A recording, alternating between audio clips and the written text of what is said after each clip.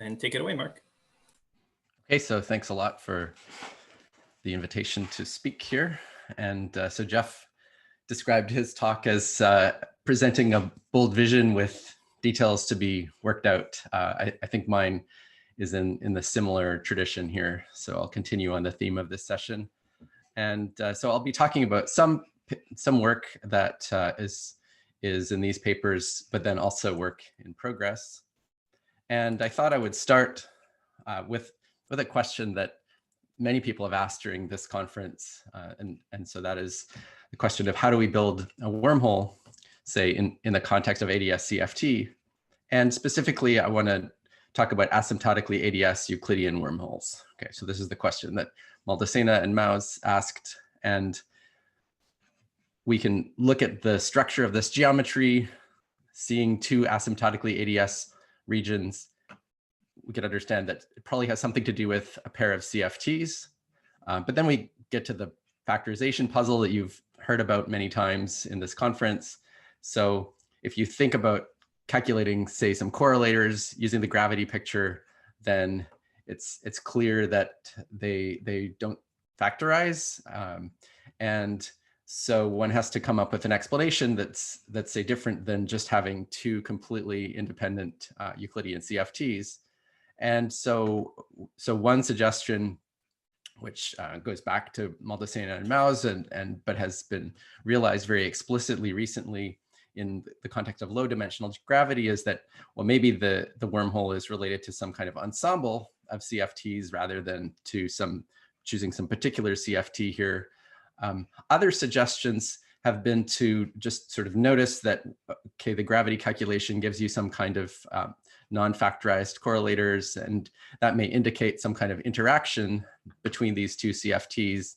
So perhaps one could consider just adding some interaction between CFT1 and CFT2. But these have to be very, very soft interactions because we certainly don't have any short distance correlators. If I have an operator on one CFT and an operator in the other CFT, we don't ever get singularities by moving those to specific places. So I want to mention kind of a third suggestion, and this ends up having features of both of those two.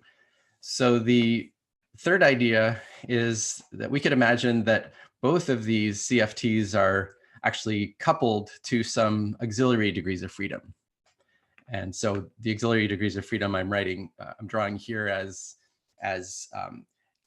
having some spatial extent in another direction. So that would be one particular option that I'm going to focus on.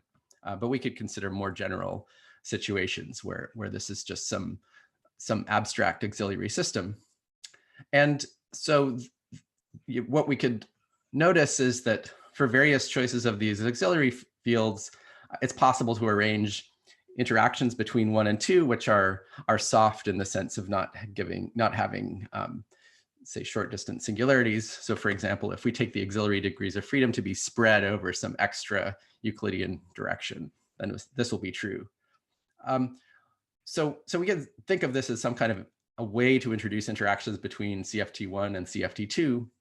But we could also think about what is the partition function for this full system kind of viewed just from the point of view of the original pair of CFTs. And so if I take the full partition function, I could just formally rewrite it as product of, so there's no direct interactions between 1 and 2. So I can formally rewrite this as the product of partition function for CFT1 and for CFT2. But now each of these have sources, and the sources are just some of the fields or operators built from the auxiliary degrees of freedom.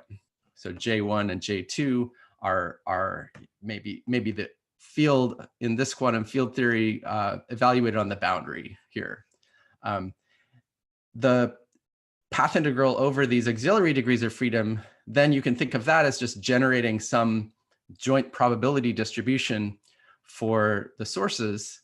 And so in this way, you can think of the full partition function with these auxiliary degrees of freedom as a type of ensemble average of the product of partition functions. So it's a little bit more general than what people say when people are considering ensemble averages. Usually they think of choosing the same theory on either side. This is a little bit more general because we're choosing possibly different sources, and then we have some probability distribution that depends on both of those. Okay. So I mentioned we're going to focus on this picture where the auxiliary degrees of freedom are spread over some extra dimension, and this leads to relatively soft interactions between 1 and 2. So one of the nice things is that this gives us some control parameter, and we can kind of understand what happens as I vary this tau 0.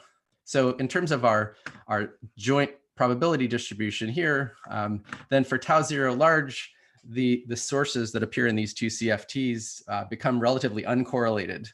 And in that case, we might expect there to be no wormhole. Whereas in the case where the tau 0 parameter becomes very small, so in this limit, then these sources are strongly correlated. And so the joint probability distribution, this average with that distribution becomes much more like an ensemble average, because say that the fields at this point here would be very similar to the fields that, I should use this picture. The fields maybe on the two boundaries are going to be very closely correlated in that limit. Okay, so that's kind of the basic idea, is that maybe when we have auxiliary degrees of freedom coupled to our original CFTs, maybe we could get a wormhole in a limit where the tau 0 is small, but not where the tau 0 is larger. Okay. Mark, there's a question, if I can interrupt. Oh, yeah. Asking if in the context of nearly CFT1, this is basically the Malacena-Chi idea with a wire mediating the interactions between the two SYK. Yeah, I'm gonna talk about that coming up. Yeah. So, right. So, one motivation for all of this is to think about a holographic example where sort of not only these CFTs on the, so that's supposed to be a sphere, and this is supposed to be a sphere down here. So those were supposed to be holographic in order to have a gravity dual that looks like a wormhole. But we could also imagine a situation where these auxiliary degrees of freedom are holographic. Okay. So say this is a 3D sphere, and this is then a sphere times an interval of Euclidean time. Okay. And then we can give like a higher dimensional gravity picture of these two situations. So in this case, our field theory is like a quantum field theory on a cylinder, where I have my original degrees of freedom on the two boundaries, and then these auxiliary degrees of freedom in the middle. I'm going to talk about how we'll want to take actually relatively few degrees of freedom in the middle, but let's postpone that. So let's just think of some general example like that, where we have this holographic cylinder theory, and then we want to understand the gravity dual picture of that. Okay. And so the general picture is that when you have some quantum field theory with a boundary, so as compared with the infinite cylinder, the gravity picture now has some feature that would extend inward from this boundary that we've introduced. Okay. And we're going to just call that an end of the world brane in general, because it essentially caps off the space-time in some way. So it's the bulk analog of the boundary that we've introduced in the CFT. I'm going to talk later in the talk about the microscopic picture of this. It could be something where in a 10-dimensional geometry, the internal space degenerates in some way. But for now, we just imagine it some way that the geometry ends. And so one thing we can notice is that there are two kind of obvious topologies for that. And so we could either have this end of the world brane be disconnected. So the top boundary could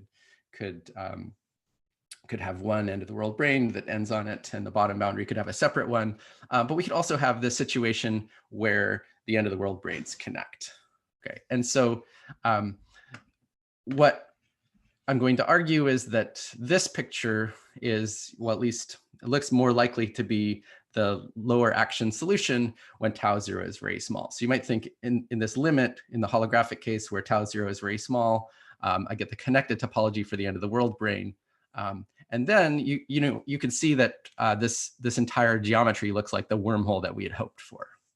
Okay. So so you might say, well, that's kind of cheating, because it's not really a 4D wormhole at all. It's like this 5D geometry that happens to have this sort of cylindrical topology because we just put a cylinder as our boundary theory. So it might seem like we didn't really achieve what we wanted to because it's now really asymptotically ADS5 and the boundary geometry is this cylinder.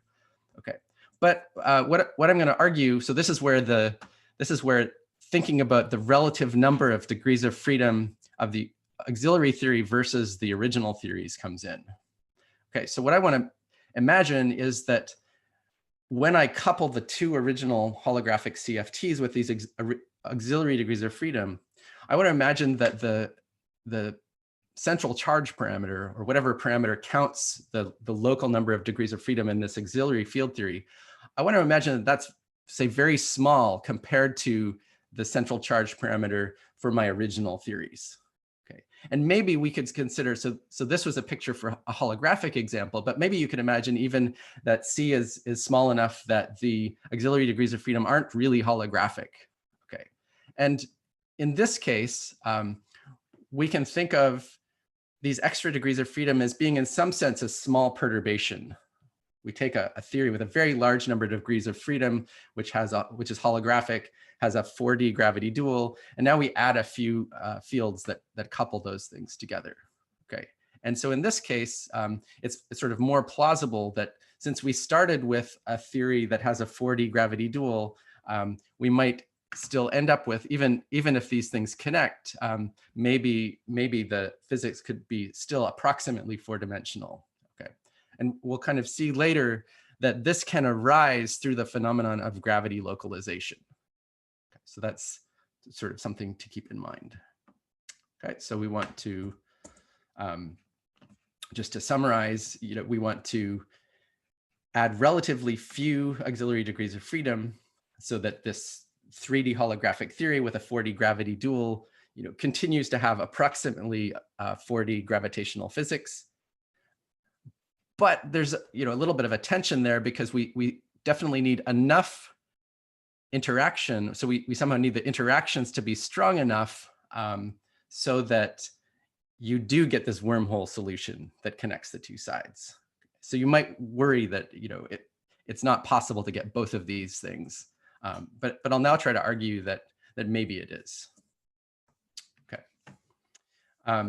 good. So this is our question given some original holographic CFTs on a pair of spheres, and then given some auxiliary degrees of freedom, which I'm going to take to be a higher dimensional field theory on a cylinder.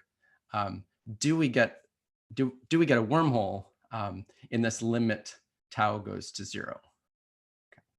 And so to simplify things, I'm going to actually imagine that this green theory is a CFT, and also that we said the red theory should be a CFT as well. And so I'm going to imagine that the combination of these things preserves conformal invariance, so that, say, if we had this green theory on a half space with the red theory on a planar boundary, that whole theory would be some boundary conformal field theory. Okay, so in that case, the only scales in this picture are the size of the sphere and the length of the cylinder. And so our question of, do we get a wormhole in the dual for tau 0 goes to 0? So we could alternatively, so that physics is the same as the physics of fixing tau 0 and taking the sphere to be very large.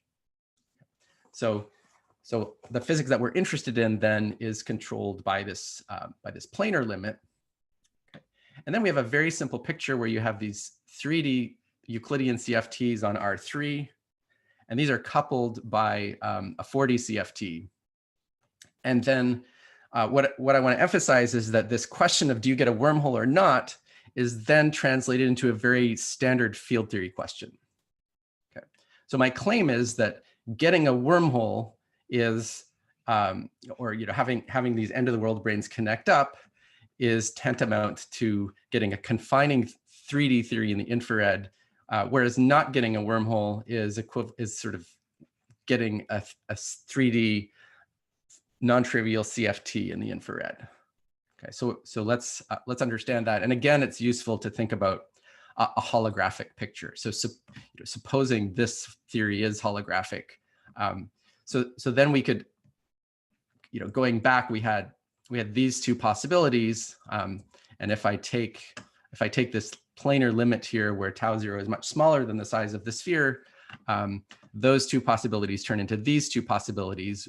One where the two end of the world branes don't connect, they just kind of keep going into the bulk, and the other where they do connect. Okay, and so the reason that I'm calling this one gapped or confining is that, so this is a situation where if you go into the infrared, then at some point you hit an infrared boundary, and so that's the sort of classic picture of a holographic confining theory. Whereas if you have a conformal theory, then you can go into the infrared direction as far as you want, and so this is why I'm saying that what we're trying to achieve here then is to add like a relatively few number of degrees of freedom in this through this 4D CFT, but still have a confining theory in the infrared. Okay, and I think phrased that way, it doesn't sound quite as difficult to achieve. I mean, in fact, if I have this is some interacting, so it's like a particular 3D field theory. Well, it has this in the UV, it has this extra interval direction. And so we originally have two decoupled conformal field theories. Now we make them interact by adding a sort of relatively few degrees of freedom there. But we know that, in many cases, adding a small relevant perturbation can, after some long RG flow, give you some confining physics in the infrared. I mean, in fact, it's sort of, maybe my expectation would be that generically, if you're not too careful, then you might expect that you end up with some confining or gap theory in the infrared, and that maybe ending up on some UV, some IR fixed point would be sort of the special thing. Okay. So, but anyways, that's our question. So we want to find an example which is gapped in the infrared, so that the gravity picture has this end of the world brane wormhole, but we want to get 4D physics rather than 5D physics. So we want somehow gravity to be localized on that end of the world brane, and we were hoping to achieve that by keeping the number of degrees of freedom that we add here relatively small. Okay. So that's the summary so far. We're going to start with this pair of holographic 3D CFTs, add an auxiliary 4D field theory. Hopefully the infrared physics is a 3D theory that's gapped, and then the conjecture would be that if these degrees of freedom are relatively few, that we get this picture. Okay, and if gravity is actually localized, or if these green degrees of freedom are not even holographic, then you probably wouldn't even draw a 5D gravity picture. It would just be like maybe 4D gravity, but sort of gently coupled to some non-holographic fifth direction. Okay, so the effective picture in that case would be like this, and that's what we hoped to achieve. Maybe I'll just pause in case there are any clarification questions. I don't see any hands or anything in the chat.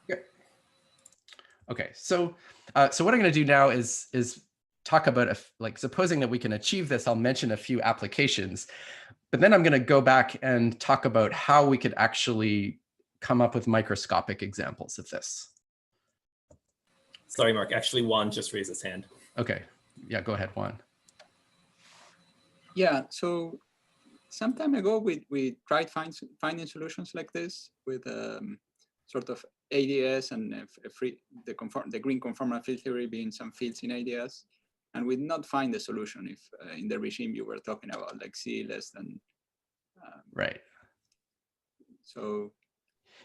Yeah, so there is, but maybe, we didn't try the most general thing. We just yeah. I mean, I mentioned this I mentioned your efforts at the end of the talk. I mean, I think what I'm going to say is, yeah. I mean, my feeling maybe is that there needs to somehow be more something more complicated in the effective description, and I'm also puzzled about what exactly it is. But you know, in the microscopic examples that I'll talk about, then this bulk theory is full type 2b supergravity. So there's all kinds of fluxes and different elements that could potentially come into to this effective theory. But that'll be one of the puzzles that I'll mention. Okay, thank you. Okay, so yeah, so I mean, this is definitely a big caveat, and this is the unfinished part. You know, can you actually realize all of these things that I'm saying? And so, you know, you should definitely take what I'm saying now to be just a proposal and to be realized microscopically. But I'll give some suggestions about how we might do that and some motivations for why I think it should work eventually. Okay, so that was sort of how do you construct a Euclidean asymptotically ADS wormhole. We ended up on this planar case where the boundary theories were on R3, but of course you could go back to the case where you have a large S3 whose size is, say, much bigger than this cylinder direction, and then that would give a sphere version of this. That would be a more traditional wormhole. Starting with a planar case, you can do something interesting, which is to analytically continue one of the directions along the field theory.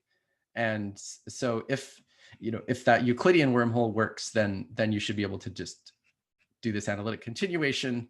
And so now you have some Lorentzian picture, and it's just a field. So it's just an ordinary field theory that's some confining field theory in the infrared. And so you should have corresponding to this some static geometry.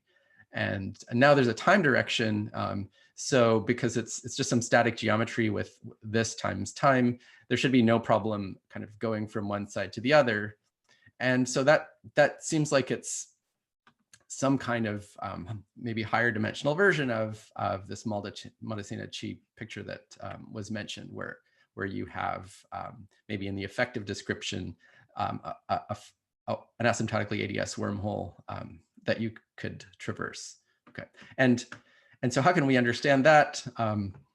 So if you think about this 4D CFT, as was pointed out already, we could think of this as like a particular direct interaction between the two sides. And you know, one of the things that Maldacena and Chi pointed out is you actually kind of need a lot of if you just add a simple like Gauss-Jafferis wall coupling with a pair of relevant operators, that's usually not enough to produce like a classical effect and give you these traversable wormholes.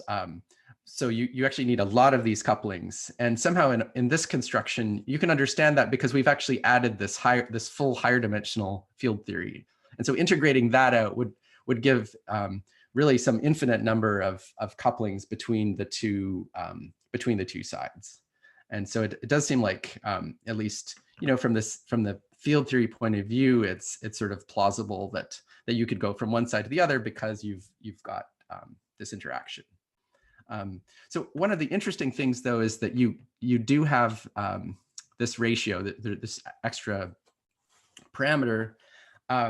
And so just from the field theory point of view, if I say put a bunch of energy on this bottom CFT, because you have relatively few degrees of freedom here connecting the two CFTs, it would take quite a while for that energy to be transferred from one side to the other.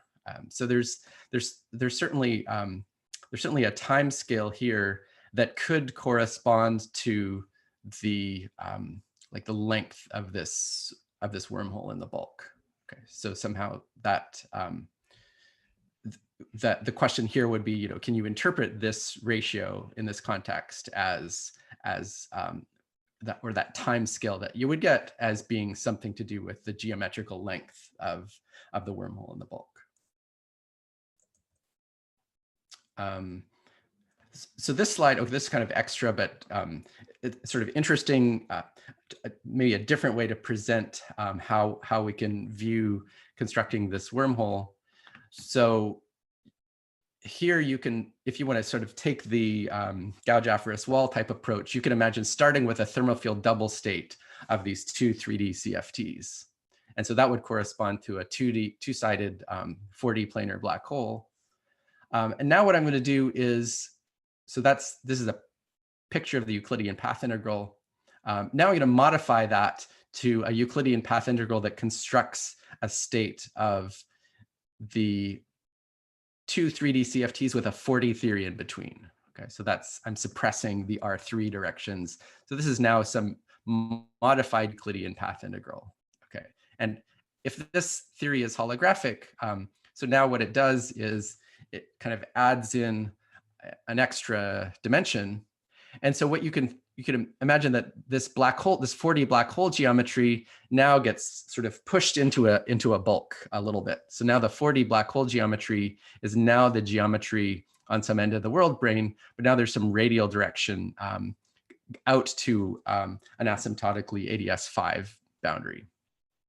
Okay, and so then to get to this final picture, we could imagine just modifying the state. So this is some time-dependent state, but now I can deform that path integral so that we eventually just then get to the vacuum state of our two CFTs coupled by the 4D theory, and then this time-dependent geometry eventually would become static. Okay, and so the question is, well, is this actually what happens, or is the other possibility is that when you go from here to here, in certain cases, we could get some phase transition where the two sides no longer connect. Okay, so that's a different way of understanding what we're trying to achieve. Okay. Okay, another application, supposing that you can get all this to work, is to cosmology, and this is through the Maldacena-Maus approach. And so if you have an effective 4D Euclidean wormhole, then the analytic continuation of that gives you a type of cosmological space-time. Okay, so the idea is, from the point of view of the field theory, we now interpret this path integral going back to the Euclidean path integral, we interpret that as like a bracket type path integral, where the bottom half of the path integral is constructing a particular state of these auxiliary degrees of freedom. And then we can ask, well, what is the Lorentzian gravity dual of that state? And to understand that, we take our Euclidean solution that we had before. It's time symmetric. We slice it in the middle at time equals 0. And then that geometry is initial data for our Lorentzian evolution. Okay, so if you do that, at least in some kind of simple toy models, the result is that you get something like this picture, where this end of the world brane in the Lorentzian picture is behind a horizon of a black hole, and in the Lorentzian picture, the end of the world brane never actually reaches the asymptotic boundary. It basically stays inside the black hole. Okay, so this is the Lorentzian picture. If you look at the intrinsic geometry of this end of the world brane, then it's some kind of FRW Big Bang, Big Crunch cosmology. Okay, so it's just like Maldacena-Maus, except it's all happening on this end of the world brane. And again, the hope is that if we have relatively few degrees of freedom here in the 4D CFT, that the gravity picture could be approximately 4-dimensional, so that we say localize gravity here on this end of the world brane. Okay, so yeah, that's the R3 picture. If we wanted to get a closed universe, then again, you could just replace that with an S3, and then it would look like this. Okay, so this is something that we looked at previously in this black hole microstate cosmology paper, but other recent discussions, but including discussions by these people, basically realize this in low dimensional models. So it seems like this this approach to cosmology is something that we can actually make happen for sure in the low dimensional context. And then the question is, can you actually get it to work in higher dimensions? Okay, so that's our question. Can we actually realize these things in some microscopic example? So I'm going to try to start with theories that we understand very well microscopically. And so this green shaded 4-dimensional mysterious CFT that I was referring to before, I'm going to take that to be the n=4 supersymmetric Yang-Mills theory.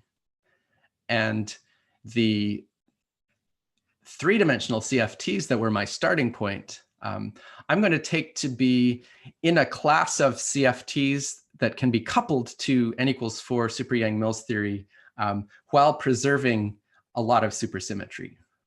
Okay, so Gallardo and Witten described a class of such theories where you have n=4 supersymmetric Yang-Mills theory on a half space, and then you can choose some boundary conditions for the fields of n=4 and couple them in some way to additional degrees of freedom at the boundary, so that you preserve half of the symmetry, half of the supersymmetry of the original theory, and you also preserve sort of half of the full superconformal, the number of superconformal generators.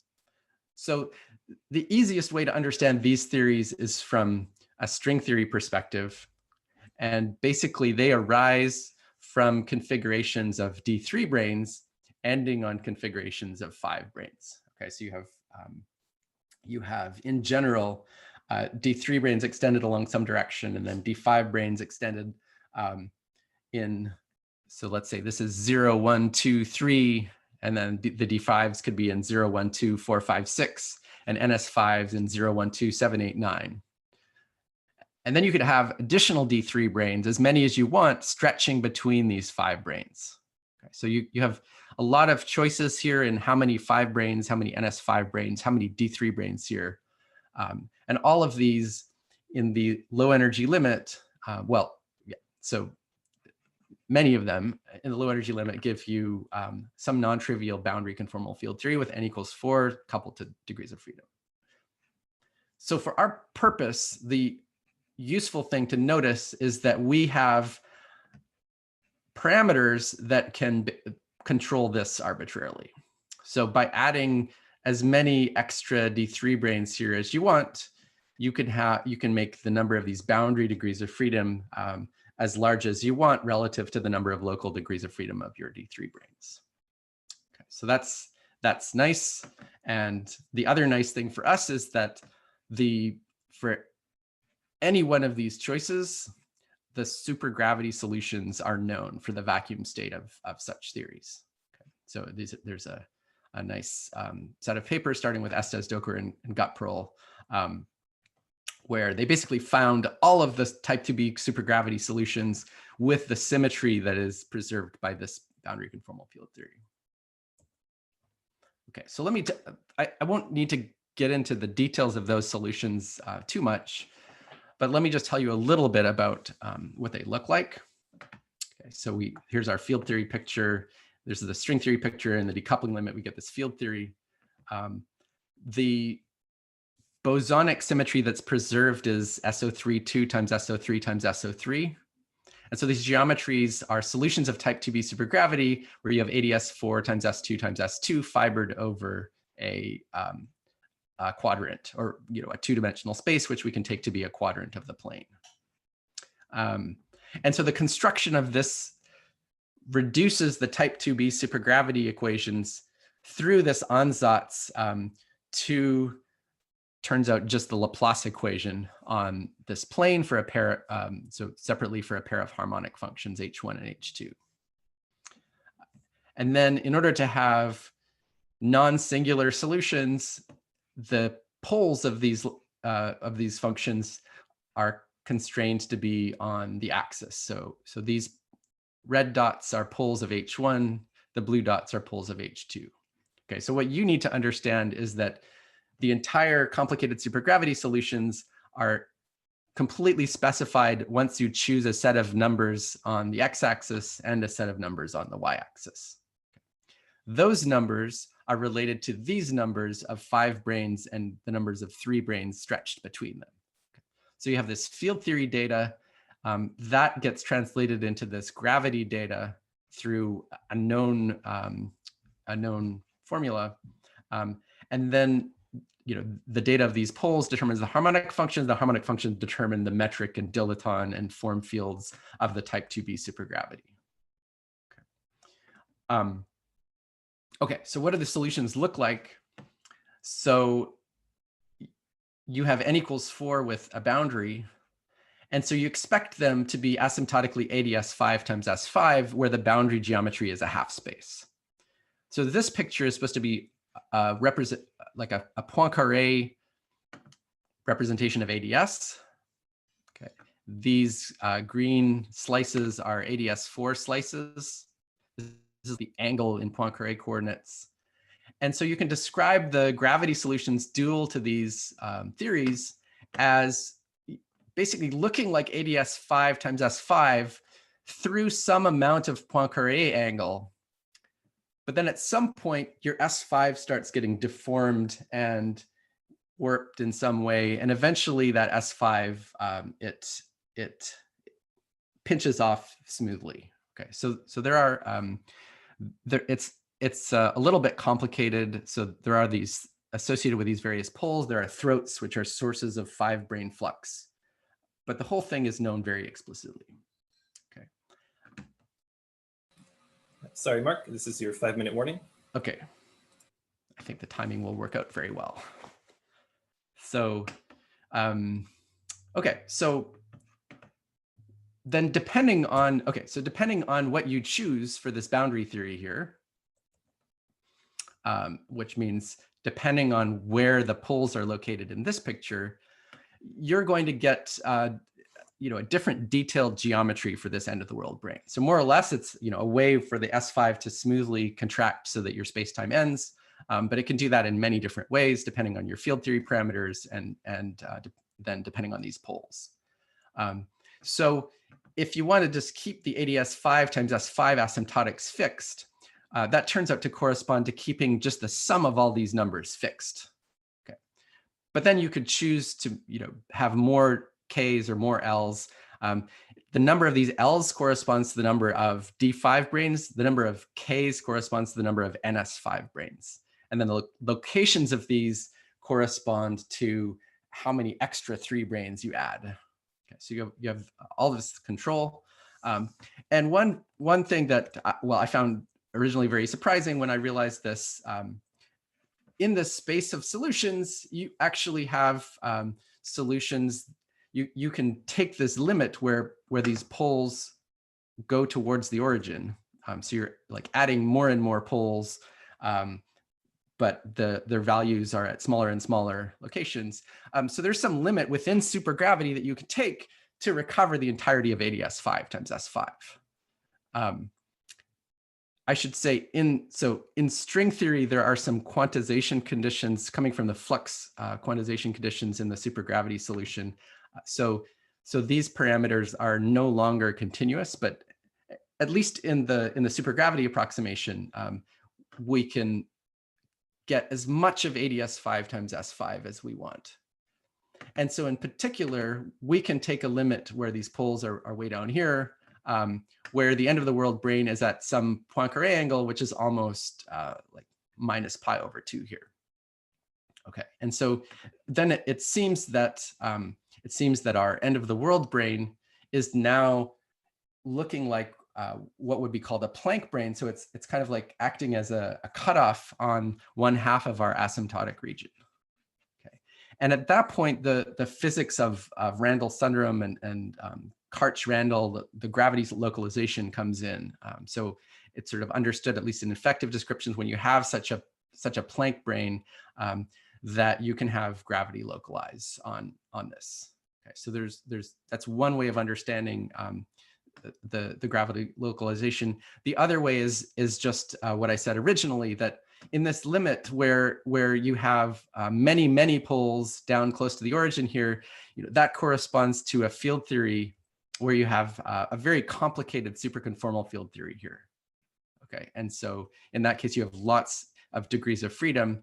And so in this limit, keeping n fixed and taking this limit corresponds to taking the number of local degrees of freedom of the 3D theory to be large, and keeping that number of local degrees of freedom of the 4D theory fixed. Okay. So this is sort of interesting then, we have these examples of n equals 4 with certain special 3D superconformal field theories where the dual gravity picture looks like this.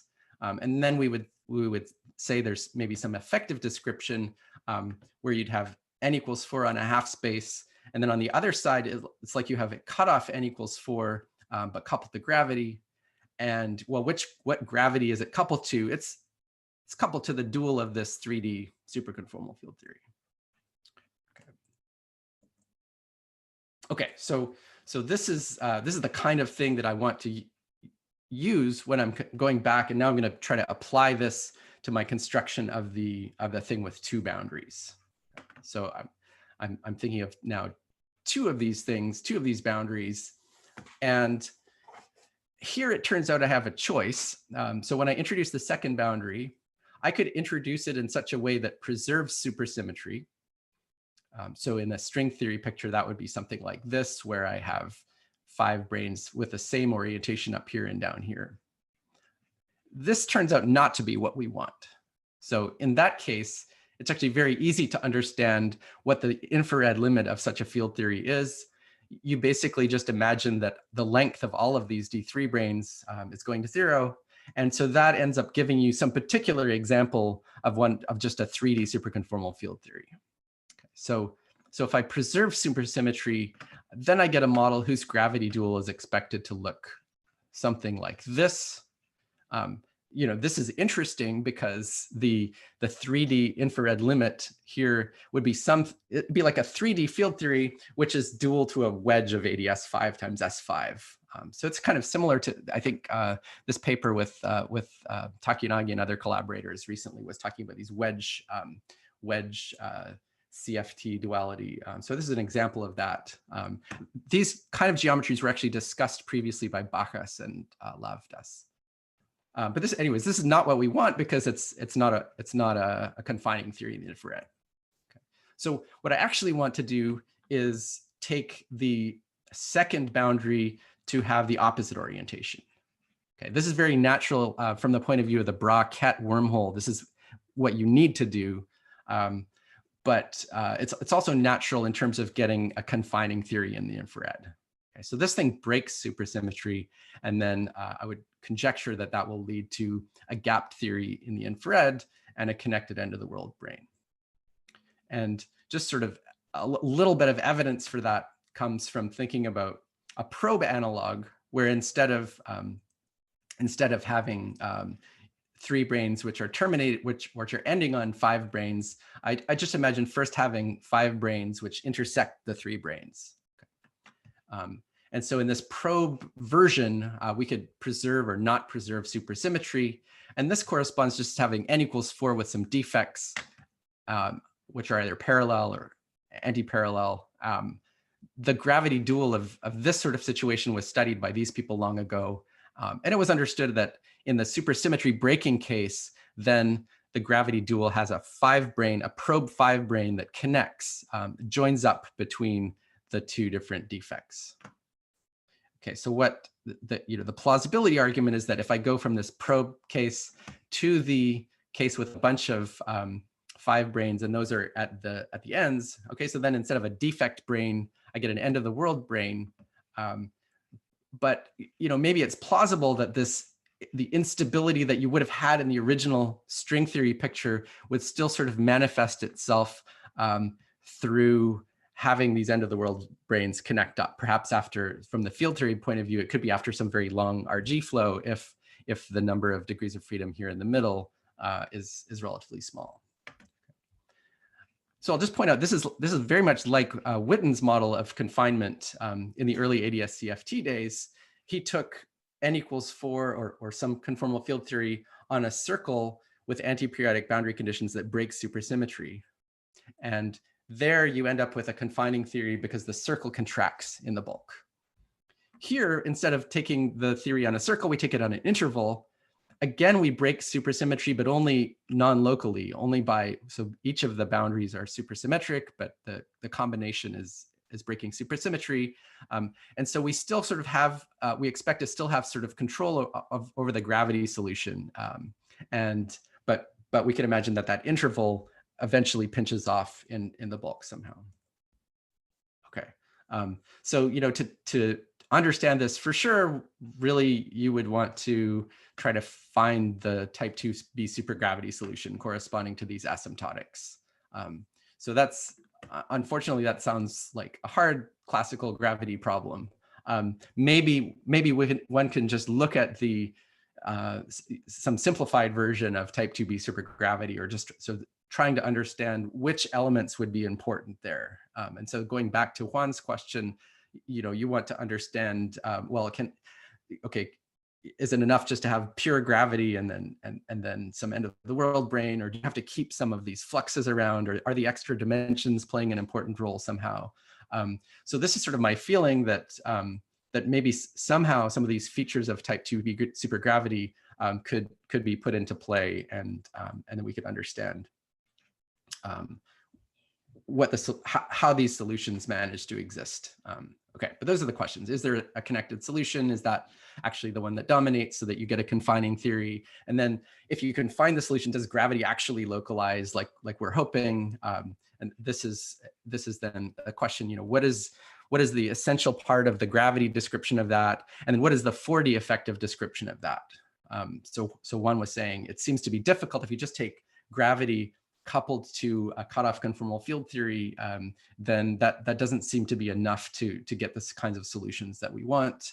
So is there some additional kind of matter? You know, it is sort of a Randall-Sundrum type of scenario. So maybe it's important to include that feature somehow. And okay, and this is the last slide.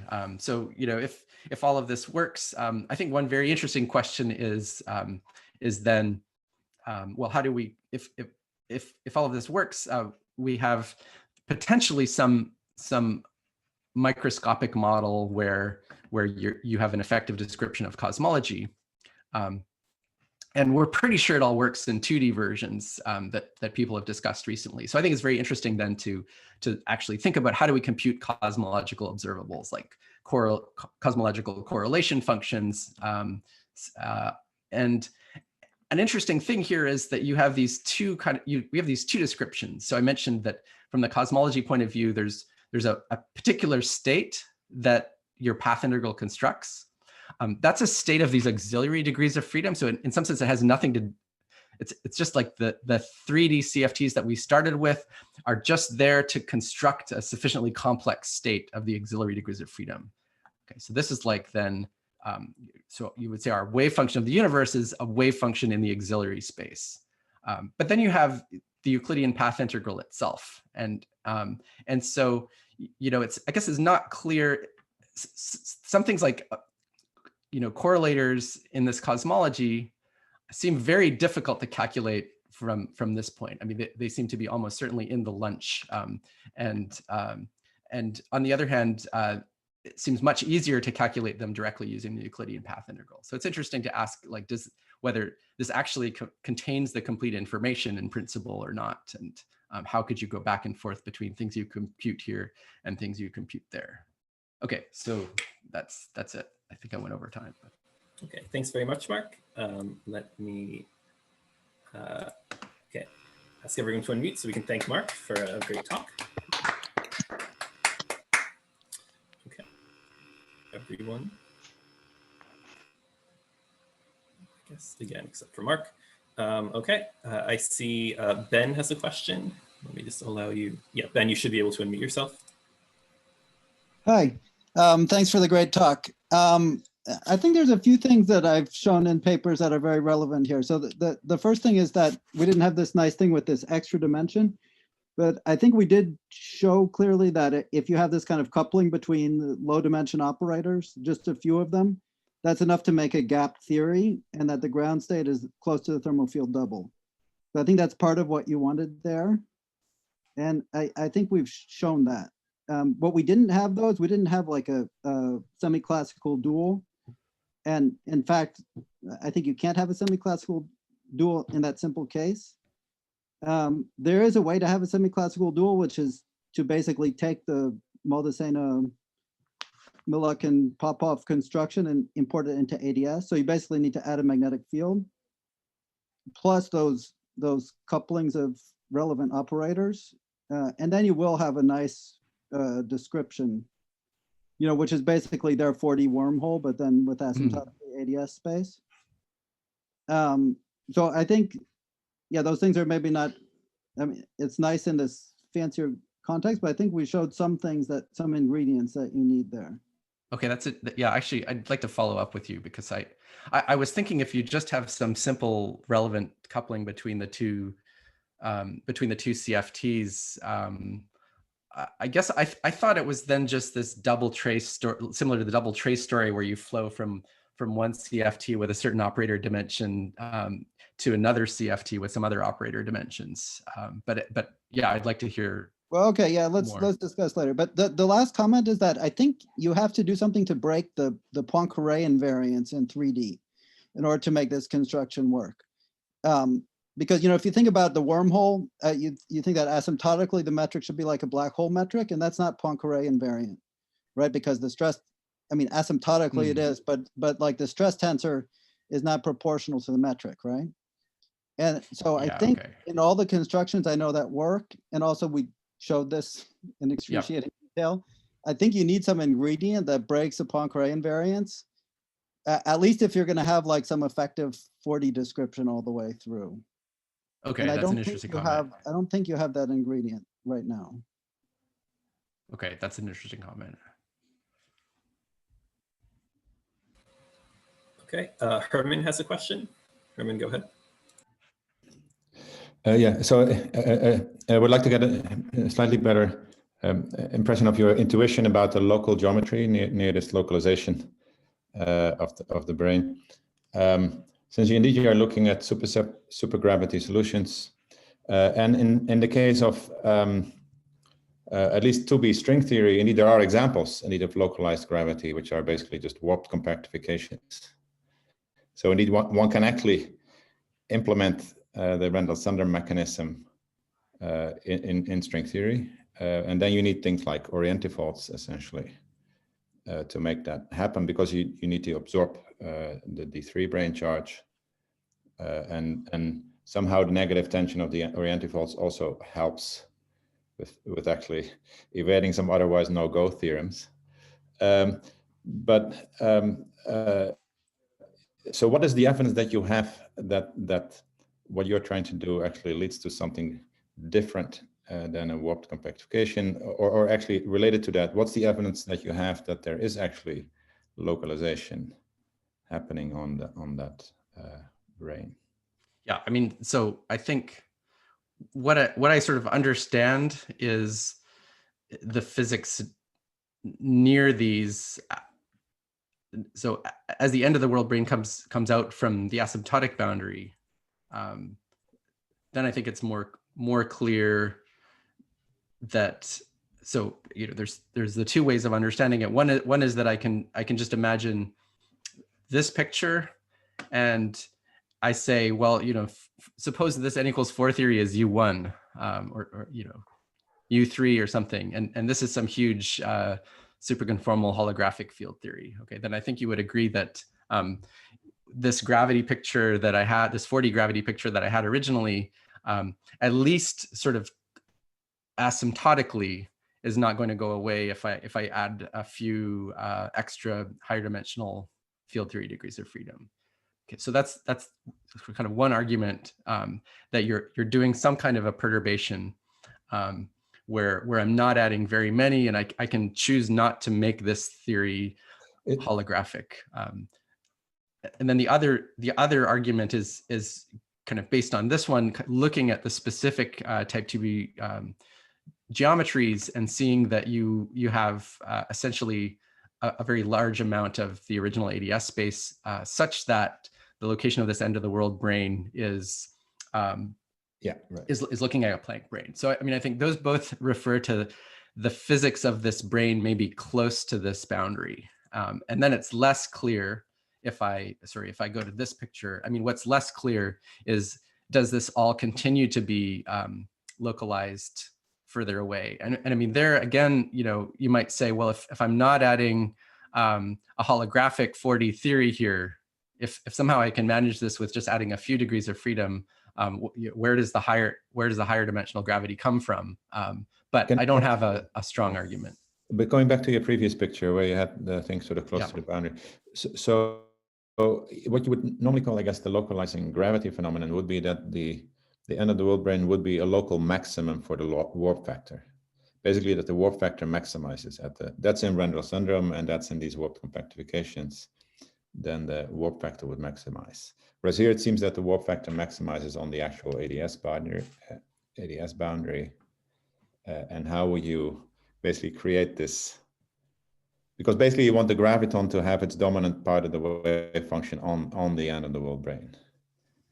Herman, I think what he has here is he has a local maximum. Sorry for jumping in. Sure. To say this particular issue, right?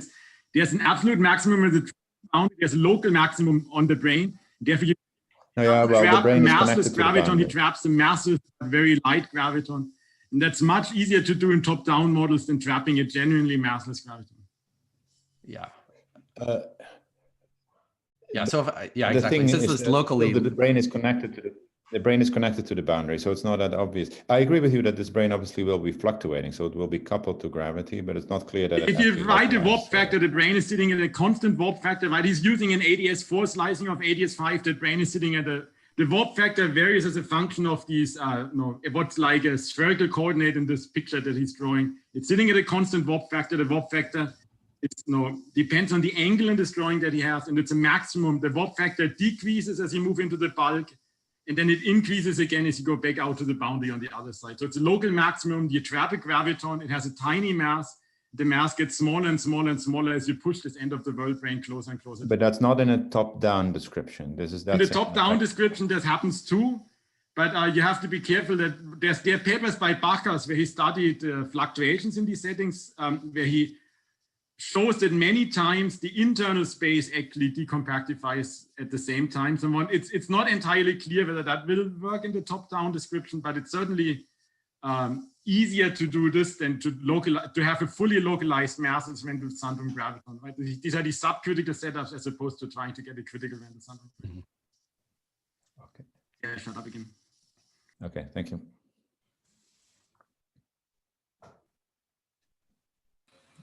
Okay, I see Henry has a question. Let's make this the last question. Thanks. Going back to this original picture where you had the sort of green CFT in between two slices of the red CFT.